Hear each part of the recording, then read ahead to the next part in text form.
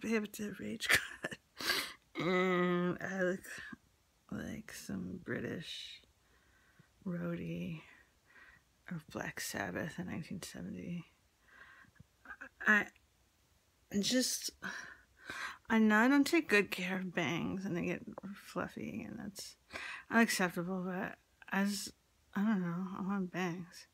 Now I wish I hadn't, but just overall, I haven't showered yet today or washed, but lately my hair was so dry and yet oily in the back, with curly in the back and oily, and just dry straw in the front, and I wanted to hide my bald patches better, and I think it actually maybe does that. I mean, you can see a fault line, San Andreas hair loss fault line, and look at these little doofy. Maybe I can snip some more. I just something about not living in Portland. Ever since I moved to New York, every time I try to do something with my hair, it's like so bad, like so bad. I mean, the perm. Oh God, I've got hair on my chest. I'm naked, and I had Paul's blanket to protect my breasts from you, but I realized it was probably getting hair. I haven't showered yet. I will. I mean, maybe I should have waited till I showered, because sometimes things can look kind of raw. This little trim situation. It's so curly in the back. I could show you. I took photos of the back of my hair to make sure it's somewhat even, and it's like curl, curl, curl. And then over here it's like straight, straight, straight. But it's always been like that, except in the old days when I had long hair and lived in New York. You know, obviously New York's pretty humid in the summer, and I had luxurious, healthy hair. It would just be wavy everywhere, a little on the greasy side. It was a little hard to deal with, but it could look really pretty. And now I just want to bury myself in the ground. Oh, sorry. Crimes against beauty. Oh my God. You know, I mean, it could be fixed up a little more snips, and it's just a basic haircut. It's just why it looks so terrible is because I'm on 5 different medications that are destroying my hair, including, I mean, it looks terrible because the unevenness of how I cut, but even if I went to a professional salon, they really couldn't do much with my hair because my hair's ruined because of these meds. And my new med, hair loss, and okay,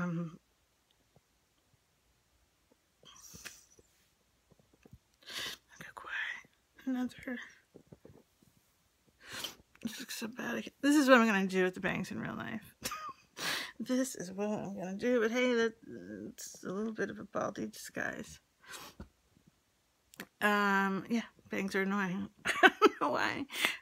I didn't know what else to do. I should have just like parted it on the side and started cutting away and having a sophisticated angled bob. Babe, it was my good depression cut. You know, the last 2 days I've documented how frustrating they've been, and then today,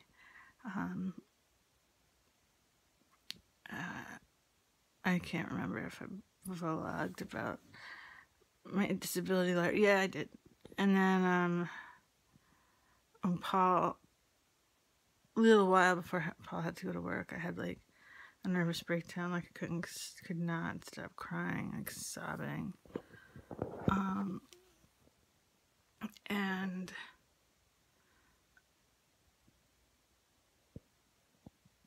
I had this terror that I couldn't be with Poppy all day, even though like I'm always with Poppy all day.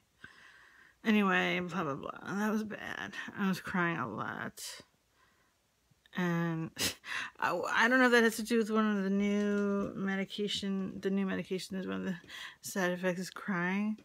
I mean, I cried pretty easily, but this was like heaving sobs. That's not, like, usually I just sniffly cry. And I'm gonna turn this fan on. It'll probably make my hair blow beautifully.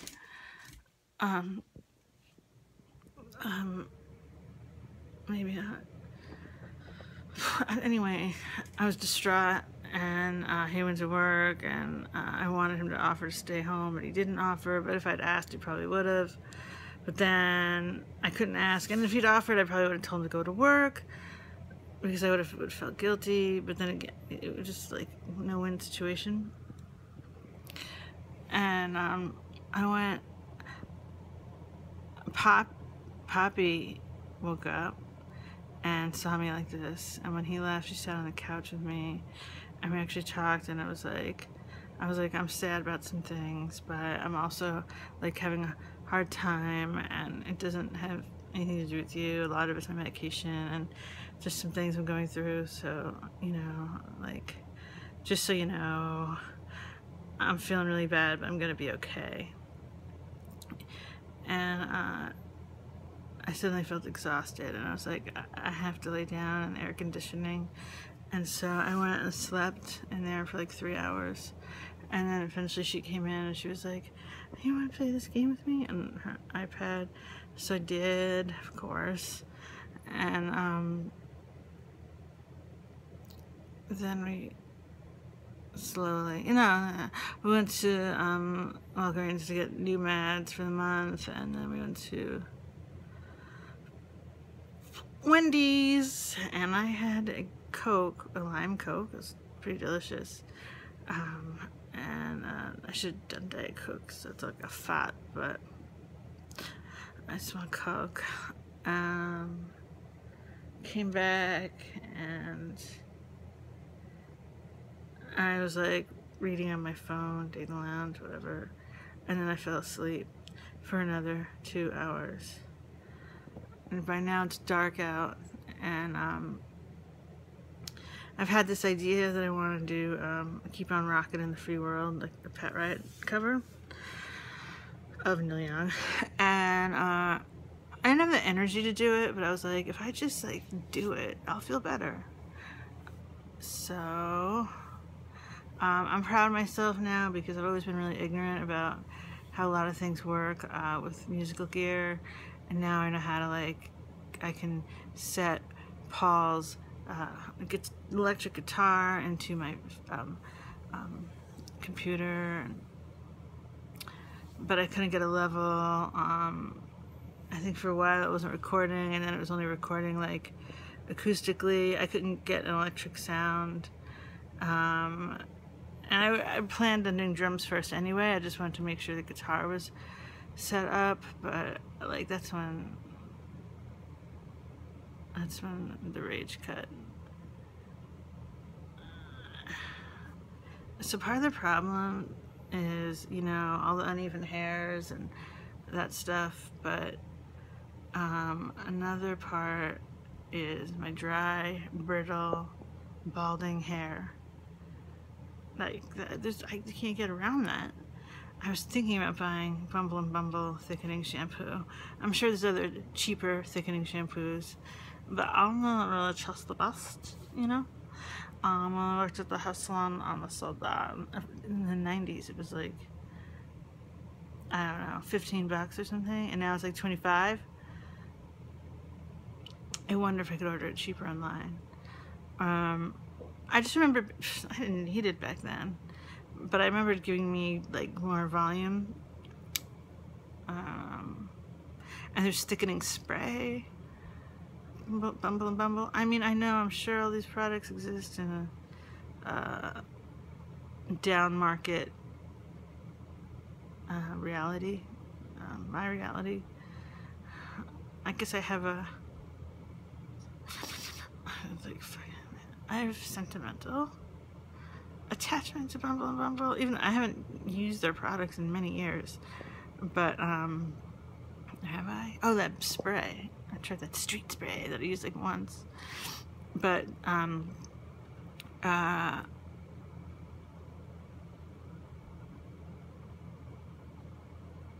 Mike would steal it for me before I worked with him, and that was always cool, the stuff that he would steal from the salon, the boutique, and always gave me a good feeling. And I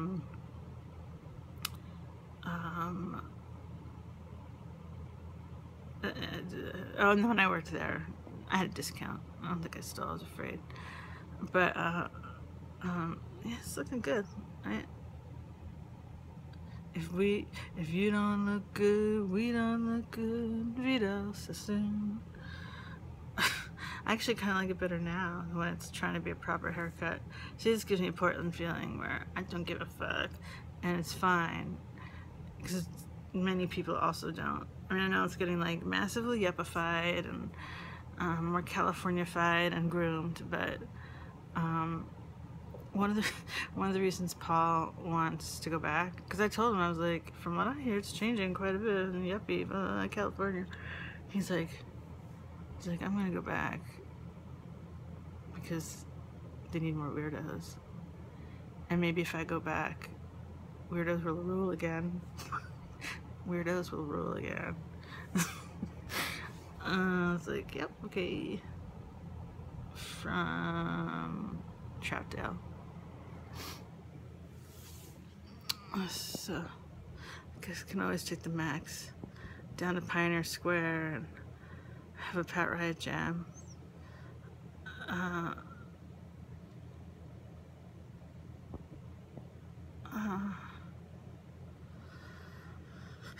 Oh my god. This is yesterday, day before yesterday, recently, this week, randomly, Poppy's like, I really want to see Carol Ann. And I was like, oh, you just saw her.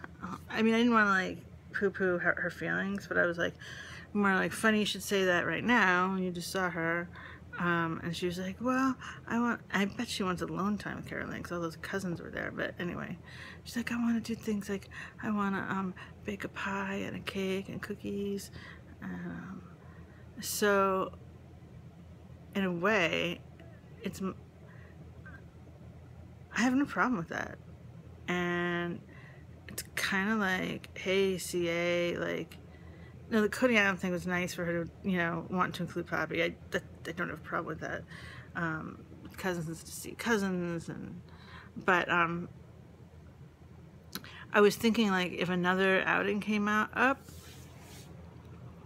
like, even though I didn't really want to, I didn't want to be the one to initiate it because I don't know, I don't want to I don't know why, I just made pride.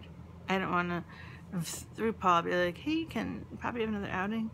But she is really asking for another outing, so what the fuck am I gonna do? Like, so but anyway, Poppy is speaking very specifically about what she wants to do. It's like she wants to hang out at the apartment, play with Boudreaux. She didn't say that, but I imagine. Do these fun cooking things, one-on-one time, not run all over the city. And I could see, like, if I said to Paul, like, tell my sister, like, tell my sister Poppy is asking for an outing with you, or I shouldn't say outing, some time with you. My sister would go and overplan, crazy overplan, the Museum of Natural History, and then Central Park, and, like, it would just be so overdone. A restaurant, like an adult restaurant, and there'd be so much emphasis on the activity and the thing that they're doing, the activity, and transportation. I mean, there would be conversation and stuff, but it'd be frantic. I know this from personal experience, and I've seen her be like that when we're with Poppy. So she needs to. So I'll say to Paul, like, tell Carol Ann, like, Poppy wants to bake cookies or a pie or a cake in your apartment and have time with you. And if my sister starts to push for, like, and then we could go to the museum. No, we're keeping it simple. But I don't know how much control I have over that. I mean, once she has Poppy, she fucking take her to whatever. Okay, gotta go. Bye.